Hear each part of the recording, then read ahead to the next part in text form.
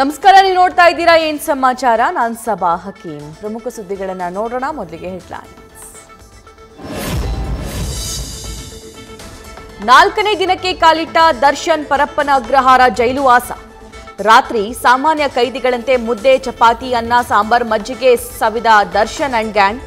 ಜೈಲೂಟಕ್ಕೆ ಒಗ್ಗಿಕೊಳ್ಳದೆ ದರ್ಶನ್ ಸೇರಿ ಎಲ್ಲಾ ಆರೋಪಿಗಳ ಪರದಾಟ.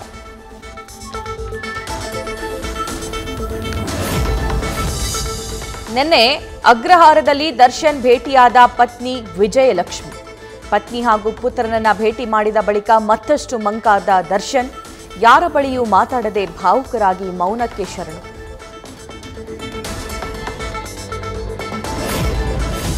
ನಟ ವಿನೋದ್ ಪ್ರಭಾಕರ್ ದರ್ಶನ್ ಭೇಟಿ ಬೆನ್ನಲ್ಲೇ ಧರ್ಮ ಕೀರ್ತಿರಾಜ್ ಕೂಡ ಭೇಟಿಗೆ ಪ್ಲಾನ್. ದರ್ಶನ್ರನ್ನ ಆರೋಪಿ ಸ್ಥಾನದಲ್ಲಿ ನೋಡಿ ಬೇಸರ ಆಗ್ತಾ ಇದೆ. ನಾನು ದರ್ಶನ್ ನೋಡೋಕೆ ಪರಪ್ಪನ ಅಗ್ರಹಾರಕ್ಕೆ ಹೋಗ್ತೀನಿ ಎಂದ ಸಹನಟ.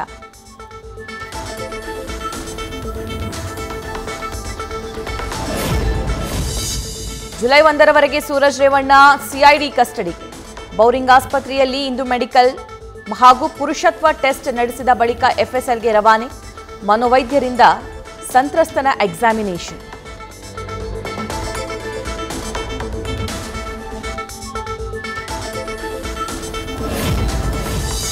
ಪೆನ್ ಡ್ರೈವ್ ಕೇಸ್ನ 3ನೇ ಪ್ರಕರಣದಲ್ಲಿ ಪ್ರಜ್ವಲ್ ರೇವಣ್ಣ ಪೊಲೀಸ್ ಕಸ್ಟಡಿ ಮುಕ್ತಾಯ.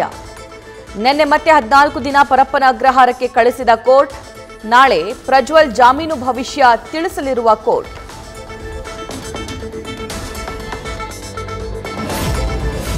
ಬೆಂಗಳೂರಲ್ಲಿ 2,000 ಹಣಕ್ಕಾಗಿ ಅಪ್ರಾಪ್ತನಿಂದ ಕೊಲೆಯಾಗಿದ್ದ ಪ್ರಬುದ್ಧ ಕೇಸ್.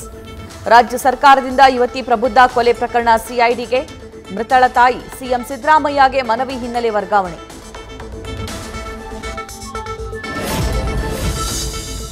ಹೇಮಾವತಿಯನ್ನ ಎಕ್ಸ್ಪ್ರೆಸ್ ಲಿಂಕ್ ಕೆನಾಲ್ ಮೂಲಕ ರಾಮನಗರಕ್ಕೆ ಹರಿಸೋದಕ್ಕೆ ವಿರೋಧ. ಇಂದು ಹೇಮಾವತಿ ಎಕ್ಸ್ಪ್ರೆಸ್ ಕೆನಾಲ್ ವಿರೋಧಿಸಿ ತುಮಕೂರು ಬಂದ್. ಇಂದು ಬೆಳಗ್ಗೆ 6ರಿಂದ ಸಂಜೆ 6 ಗಂಟೆವರೆಗೆ ಇಡೀ ಜಿಲ್ಲೆ ಬಂದ್ ಮಾಡಲು ಹೋರಾಟ ಸಮಿತಿ ಕರೆ.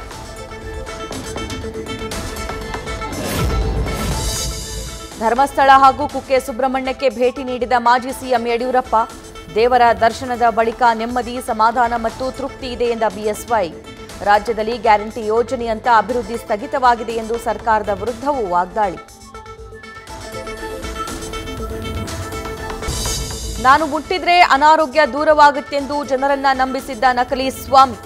ಹಾವೇರಿಯ ಡೋಂಗಿ ಬಾಬಾನನ್ನ 3 ಗಂಟೆ ವಿಚಾರಣೆ ಮಾಡಿದ ಪೊಲೀಸರು. ವಿಚಾರಣೆಯಲ್ಲಿ ಮದ್ಯ ವ್ಯಸನಿ ಹಾಗೂ ಮಾನಸಿಕ ಅಸ್ವಸ್ಥನೆಂದು ಬಹಿರಂಗ.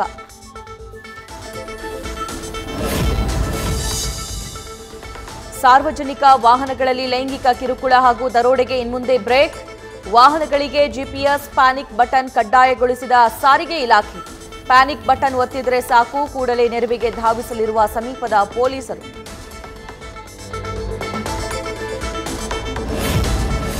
ದೆಹಲಿ ಅಬಕಾರಿ ನೀತಿ ಹಗರಣದಲ್ಲಿ ಸಿಎಂ ಕೇಜ್ರಿವಾಲ್ಗೆ ಸಾಲು ಹಿನ್ನಡೆ.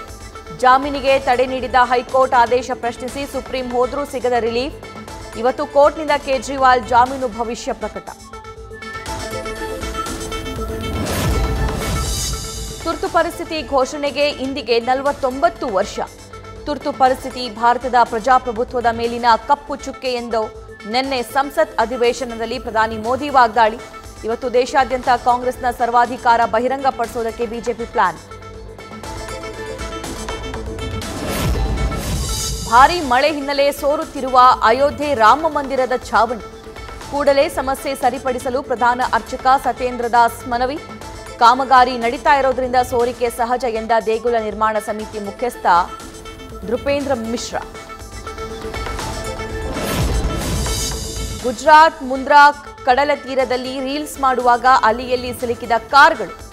ಸ್ಥಳೀಯರ ನೆರವಿನೊಂದಿಗೆ 2 ಕಾರುಗಳನ್ನು ನೀರಿಂದ ರಕ್ಷಣೆ. ವಿಡಿಯೋ ವೈರಲ್ ಬೆನ್ನಲ್ಲೇ ಕಾರು ವಶಕ್ಕೆ ಪಡೆದು ಇಬ್ಬರ ವಿರುದ್ಧ ಪ್ರಕರಣ ದಾಖಲಿಸಿದ ಪೊಲೀಸ್. ಭಾರತ ಬಾಂಗ್ಲಾದೇಶದ ನಡುವಿನ ನೀರು ಹಂಚಿಕೆ ಮಾತುಕತೆಗೆ ದೀದಿ ಆಕ್ಷೇಪ. ಪಶ್ಚಿಮ ಬಂಗಾಳವನ್ನ ಆಹ್ವಾನಿಸದಿದ್ದಕ್ಕೆ ಪ್ರಧಾನಿ ಮೋದಿಗೆ ಪತ್ರ ಬರೆದು ಅಸಮಾಧಾನ. ಏಕಪಕ್ಷೀಯ ನಿರ್ಧಾರ ಸ್ವೀಕಾರಾರ್ಹ ಅಲ್ಲ ಅಂತ ಕಿಡಿ.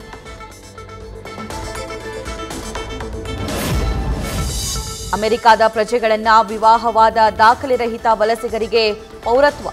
ಕನಿಷ್ಠ 10 ವರ್ಷಗಳ ಕಾಲ ಅಮೆರಿಕದಲ್ಲಿ ವಾಸ ಮಾಡುವುದು ಕಡ್ಡಾಯ. ಅಧ್ಯಕ್ಷೀಯ ಚುನಾವಣೆ ಹಿನ್ನೆಲೆ ಹೊಸ ಯೋಜನೆ ಘೋಷಿಸಿದ ಅಮೆರಿಕ ಅಧ್ಯಕ್ಷ ಬೈಡನ್. ಪ್ರಭಾಸ್ ನಟನೆಯ ಕಲ್ಕಿ ಸಿನಿಮಾದ ವಿಶೇಷ ಪಾತ್ರ ಬುಜ್ಜಿ ವಾಹನ ಚಲಾಯಿಸಿದ ರಿಷಬ್ ಶೆಟ್ಟಿ. ಉಡುಪಿಯ ಕುಂದಾಪುರದಲ್ಲಿ ವಾಹನ ಓಡಿಸಿದ ಡಿವೈನ್ ಸ್ಟಾರ್. ಜೂನ್ 27ಕ್ಕೆ ವಿಶ್ವದಾದ್ಯಂತ ರಿಲೀಸ್ ಆಗಲಿರುವ ಕಲ್ಕಿ ಸಿನಿಮಾಗೆ ರಿಷಬ್ ಶೆಟ್ಟಿ ವಿಶ್. ಕಿಂಗ್ ಕೊಹ್ಲಿ ಹೆಸರಲ್ಲಿ ಮತ್ತೊಂದು ಸಾಧನೆ. ನ್ಯೂಯಾರ್ಕ್ನ ಟೈಮ್ಸ್ ಸ್ಕ್ವೇರ್ನಲ್ಲಿ ವಿರಾಟ್ ಕೊಹ್ಲಿಯ ಪ್ರತಿಮೆ ಅನಾವರಣ. ಕ್ರಿಕೆಟ್ ಐಕಾನ್ ಹಿನ್ನೆಲೆ ಅಮೆರಿಕದ T20 ವಿಶ್ವಕಪ್ನ ಉತ್ಸಾಹ ಹೆಚ್ಚಿಸಲು ಕೊಹ್ಲಿ ಹೆಸರು ಬಳಕೆ. ಆಸ್ಟ್ರೇಲಿಯಾ ವಿರುದ್ಧದ ಸೂಪರ್ ಸುತ್ತಿನ ಕೊನೆಯ ಪಂದ್ಯದಲ್ಲಿ ಅಮೋಘ ಗೆಲುವು. ಅಜೇಯ ತಂಡವಾಗಿ ಸೆಮಿಫೈನಲ್ಗೆ ಟೀಂ ಇಂಡಿಯಾ ಲಗ್ಗೆ. ಸೆಮಿಫೈನಲ್ನಲ್ಲಿ ಇಂಗ್ಲೆಂಡ್ ಎದುರು ಕಾದಾಟ. ನ್ಯೂಸ್ ಫಸ್ಟ್ ನಿರ್ಭೀತಿಯಿಂದ ನಿಮ್ಮ ಪರವಾಗಿ.